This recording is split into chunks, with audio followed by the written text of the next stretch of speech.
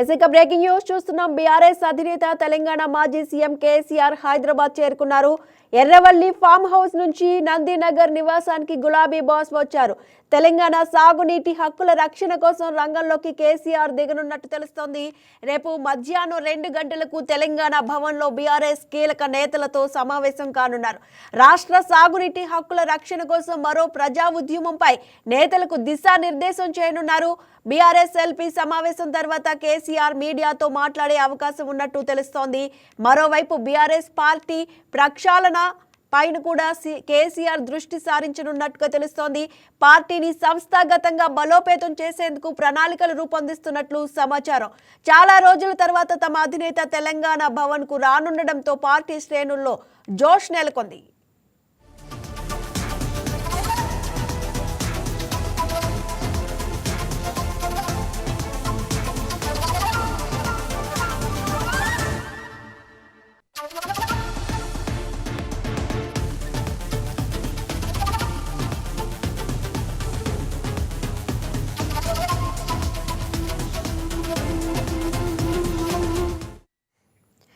ఎస్సీకి ఇదే అంశానికి సంబంధించి తెలంగాణ నుంచి బీఆర్ఎస్ అధికార ప్రతినిధి రామూర్తి మనతో పాటు ఫోన్ లైన్లో సిద్ధంగా ఉన్నారు. మాట్లాడదాం.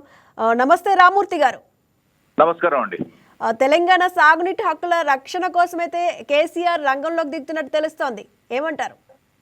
100% అండి. ఎందుకంటే ఆఫ్టర్ ప్రభుత్వం మారిన తర్వాత ఏదైతే కాంగ్రెస్ చేతిలోకి వచ్చిన తర్వాత నీటి విషయంలో అటు గోదావరి విషయంలో కానీ ఇటు కృష్ణా నది విషయంలో వాటర్ల విషయంలో కానీ అయితే కాంగ్రెస్ పార్టీ చేస్తున్న అరాచకం అదే విధంగా అసత్య ప్రచారాన్ని ఖచ్చితంగా ఏదైతే గౌరవ కేసీఆర్ గారు ఎదిరించనీకే వస్తున్నారు. ఎందుకంటే మన గోదావరి నదిలో ఏదైతే 1486 టీఎంసీలు గత ప్రభుత్వాలు ఎందుకంటే ఉమ్మడిగా ఉన్నప్పుడే మన ప్రాజెక్టు అదేవిధంగా తెలంగాణ ప్రాజెక్టు అదేవిధంగా ఆంధ్ర ప్రాజెక్టు షేరింగ్ ఉండే. ఆ షేరింగ్ ఉన్న సందర్భంలో ఆంధ్రప్రదేశ్ రాష్ట్రంలో ఉన్న వివిధ ఏదైతే రాజకీయ కానీ దీన్ని తుంగలోకి తెచ్చి ఏదైతే 518 టీఎంసీలు ఏదైతే ఆంధ్రప్రదేశ్ కు అదేవిధంగా 968 టీఎంసీలు ఏదైతే తెలంగాణకు ఇవ్వాల్సి ఉందో కానీ ఏదైతే 518కి గాను 776 టీఎంసీలు తోడుకొని దాదాపు దశాబ్దాలుగా ఆ ప్రాంతానికి తరలించిన వైనాన్ని చూసి గౌరవ కేసీఆర్ గారి ఆధ్వర్యంలో 13-14 ఏళ్ళు ఏదైతే మేము పోరాటం చేసి మా రాష్ట్రం సాధించుకున్న తర్వాత ఇప్పుడు కూడా ఏదైతే చంద్రబాబు చెప్పు చేతిలోకి వెళ్ళిపోయిన ఏదైతే రేవంత్ రెడ్డి ఈ నీటి విషయాల్లో కానీ హక్కుగా వచ్చే నీటి తోడకాల్లో కానీ సరిగ్గా తోడుకోకుండా మొన్న గత వర్షాకాలం కూడా చూసాం. ఎందుకంటే గోదావరి నీళ్ళు కూడా కిందికి వదిలిపెట్టిండు, అదేవిధంగా కృష్ణా నీళ్ళను కూడా కిందికి వదిలిపెట్టిండు. ఇలాంటి ప్రాంతానికి ద్రోహం చేసే ఏదైతే రేవంత్ రెడ్డిని ఖచ్చితంగా ప్రజల ముందు నిలబెడతాం. ఎందుకంటే గతంలో కూడా మా కాళోజీ నారాయణరావు ఒక మాట చెప్పిండు, ఎందుకంటే ప్రాంతీయేతరుడు మోసం చేస్తే ప్రాంతం వెలుపరి వరకు తరిమి కొడతాం, అదే విధంగా ప్రాంతం వాడు మోసం చేస్తే ప్రాంతంలోనే పాతి పెడతామన్నాం. ఖచ్చితంగా ఈ రేవంత్ రెడ్డిని ప్రాంతంలోనే పాతి పెట్టే రోజు తన దగ్గర ఉందండి. రామూర్తి గారు, మనం చూసుకున్నట్టయితే కూడా రాష్ట్ర సాగునీటి హక్కుల కోసం కేసీఆర్ మరో ఉద్యమం చెయ్యాలి అనే విధంగానే ఈ మీటింగ్లో నేతలకు చెప్పే అవకాశం ఉన్నట్టుగా తెలుస్తోంది. అంటే ఎంతవరకు నేతలకి ఈ విషయం గురించి కేసీఆర్ మాట్లాడే అవకాశం ఉంది, ఏ విధంగా ఆయన నేతలకు దిశానిర్దేశం చేసే అవకాశం ఉందంటే ఏం చెప్తారు? వాస్తవం ఏంటంటే టీఎంసీల విషయము చాలా మంది తెలియదండి. తెలంగాణ వ్యాప్తంగా తెలంగాణ ప్రజలకు కానీ అదే విధంగా ఆంధ్రప్రదేశ్ కొత్త ప్రజలకు కానీ వాస్తవం ఏంటంటే మీరు కలిసిన తర్వాత ఏదైతే వాస్తవంగా చెప్పాలంటే తెలంగాణ ఆంధ్రప్రదేశ్ కలిపినప్పుడు కూడా కొన్ని హక్కులు ఉండే, కానీ హక్కులను కాలరాశిలో హక్కులు ఏంది, అసలు టీఎంసీలు అంటే ఏంది, అసలు ఈ విధమైన పరిస్థితులు ఎందుకు వస్తున్నాయి, అసలు వాస్తవంగా ఏంటంటే తెలంగాణలో మాత్రం టీఎంసీ అంటే తెలంగాణను ముంచే కాంగ్రెస్ పార్టీ అయిపోయిందండి.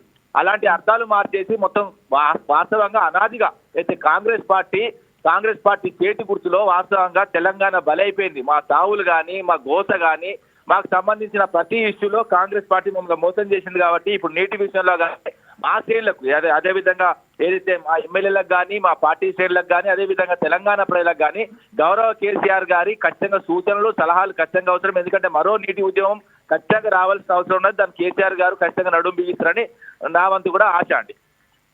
అంటే ఇన్ని రోజులు సైలెంట్గా ఉన్న కేసీఆర్ ఇప్పుడు సమావేశాలకి రావడం వెనుక ఉన్న అర్థం ఏంటంటే దీని గురించే వస్తున్నారా, లేదంటే బీఆర్ఎస్ ఎల్పీ సమావేశం తర్వాత కూడా మీడియాతో మాట్లాడతారని అంటున్నారు? అంటే బీఆర్ఎస్ పార్టీ ప్రక్షాళనపై కూడా కేసీఆర్ ఇప్పుడు దృష్టి సారించారా అంటే ఏమంటారు? వాస్తవాలు ఏంటంటే గౌరవ్ కేసీఆర్ గారు గెలిచిన తర్వాత అంటే వాస్తవంగా ఫస్ట్ గెలిచిన తర్వాత 9.5 ఏళ్ళు ఏదైతే పరిపాలన సాధించిన తర్వాత ఏదైతే మా ప్రభుత్వం వాస్తవంగా మార్పు అని ఏదైతే తెచ్చుకున్న తెలంగాణలో ఏ విధంగా కాంగ్రెస్ పార్టీ ఇప్పుడు 2 సంవత్సరాలుగా చేస్తున్న తాత్సారం కానీ ఏదైతే 9 ఏళ్ల పాలన మా పాలన 9.5 ఏళ్ల మా పాలనకు అదే విధంగా ఏదైతే 2 ఏళ్ల వాళ్ళ పాలనలకు ఖచ్చితంగా ఏదైతే జగన్ విధంగా గౌరవ ఏదైతే ఈ 2 ఏళ్లలో ఏ విధంగా ఒక సంవత్సరం ఖచ్చితంగా సంవత్సరంన్నర వాళ్ళ కొత్తగా వచ్చిన ప్రభుత్వాన్ని ఇప్పుడే విమర్శిస్తే ప్రజలలో కూడా కొంచెం చులకన భావం ఏర్పడుతుంది, వాళ్ళకి అవకాశం ఇచ్చినాం. అదే విధంగా గౌరవ కేసీఆర్ గారి హెల్త్ కూడా మీరు చూసుకోవచ్చు. ఎందుకంటే ప్రభుత్వం మారిన తర్వాత కొన్ని అనివార్య కారణాల వల్ల ఏదైతే ఆయన బాత్రూంలో కొంచెం కాలు జారిన తర్వాత 8 నెలలు 9 నెలలు దాదాపు సంవత్సరం రెస్ట్ తీసుకోవాల్సిన పరిస్థితి వచ్చింది. కానీ ఇప్పుడు ప్రతిపక్షాలకు సంబంధించి ఏదైతే ఇక్కడ బీజేపీ పార్టీ కానీ అదే విధంగా ఏదో పక్షంలో ఉన్న కాంగ్రెస్ పార్టీ కానీ ఏ విధంగా ఒక ఏజ్ చూడకుండా ఒక పెద్ద మనిషిని చూడకుండా కూడా పలు విధాలుగా ఎప్పుడైతే అవమానకరంగా మాట్లాడినా కూడా గౌరవ కేసీఆర్ సంయమనంతో ఉన్నారు. అదే విధంగా మమ్మల్ని కూడా చెప్పారు. మాకు కూడా మేము ఎప్పుడు వెళ్ళినా మా గౌరవ కేసీఆర్ గారు ఒకటే చెప్తారు, ఎందుకంటే వాళ్ళకి ఛాన్స్ వచ్చింది, వాళ్ళు పరిపాలన సాగనివ్వండి, ఎక్కడ కూడా వాళ్ళు డిస్టర్బ్ చేయొద్దంటే వాస్తవంగా డిస్టర్బ్ చేయలేదు. దాని తర్వాత వీళ్ళు అయితే 2 సంవత్సరాలుగా ప్రజా వ్యతిరేక నిర్ణయాలు, అదే విధంగా ఒక్కటి కూడా అవసరం దాని సందర్భంగా ప్రతీకారం, అదే విధంగా ఏదైతే ప్రజలకు ఉపయోగపడే ఒక్క పని కూడా చేయకుండా వాళ్ళ స్వలాభం అంటే ఇప్పుడు సచివాలయం కూడా మీరు చూడొచ్చు, కమిషన్ల దుకాణం చేసిండు. అదే విధంగా జిల్లా వ్యాప్తంగా కూడా మంత్రులు కానీ ఎవ్వరు కూడా కనీసం పనిచేసే పరిస్థితి లేదు. ఆఖరికి పెళ్లిళ్ళకి పోతే మేము పట్టణాలు చదివించడానికి పనిచేస్తున్నాం తప్ప మాకు బిల్స్ కూడా రావట్లేదు అని సొంత పార్టీ ఎమ్మెల్యేలు అసహనం వ్యక్తం చేసే పరిస్థితి ఉన్నదంటే ఇప్పుడు మనం అర్థం చేసుకోవచ్చు కాంగ్రెస్ పరిపాలన ఏ విధంగా ఉన్నదండి గ్రౌండ్ స్థాయిలో. ఇప్పుడు ఎందుకంటే రాష్ట్ర వ్యాప్తంగా ఇక్కడ తెలంగాణలో దాదాపు ఎందుకంటే విద్యార్థులు చనిపోతున్నారు, అదే విధంగా రైతులు చనిపోతున్నారు, అదే విధంగా ఏదైతే కార్మికులు చనిపోతున్నారు, ఆటో డ్రైవర్ల ఆవేదన వల్ల అంతా ఇంత కాదు. ఎందుకంటే కనీసం ఆత్మహత్యలు చేసుకున్న 200 మంది ఇప్పటి వరకు ఆటో డ్రైవర్లు చనిపోయారు. కానీ ఈ ప్రభుత్వం అదే విధంగా రేవంత్ రెడ్డి ఓన్లీ ఢిల్లీకి తిరుగుతాడు కానీ కనీసం మన తెలంగాణకు సంబంధించిన ఒక ప్రాంతం ఒక సాగు కూడా ఆఖరికి మొన్న బస్సు యాక్సిడెంట్ అయి చనిపోతా కూడా అక్కడికి కూడా పోకుండా ఢిల్లీకి మాత్రం అప్ అండ్ డౌన్లు కొట్టుకుంటా ఏదైతే రాష్ట్ర సంపద ఎందుకంటే ఇప్పుడు కూడా ఎందుకంటే 18,500 కోట్లు రాష్ట్ర ఆదాయాన్ని మింగుకుంటా అదే విధంగా తీసుకొచ్చిన అప్పులు కూడా మొత్తం ఎక్కడ కూడా లెక్కలు పత్రాలు లేకుండా రాష్ట్రాన్ని అస్తవ్యస్తం చేస్తున్న ఈ రేవంత్ రెడ్డిని ఖచ్చితంగా తెలంగాణ సమాజం వెంటాడుతుంది. అదే విధంగా మా బీఆర్ఎస్ పార్టీ ఎక్కడ దొరికితే ఏ విధి కొలైనా వీళ్ళని వదిలిపెట్టమని చెప్తున్నాం. థ్యాంక్ యూ రామ్మూర్తి గారు.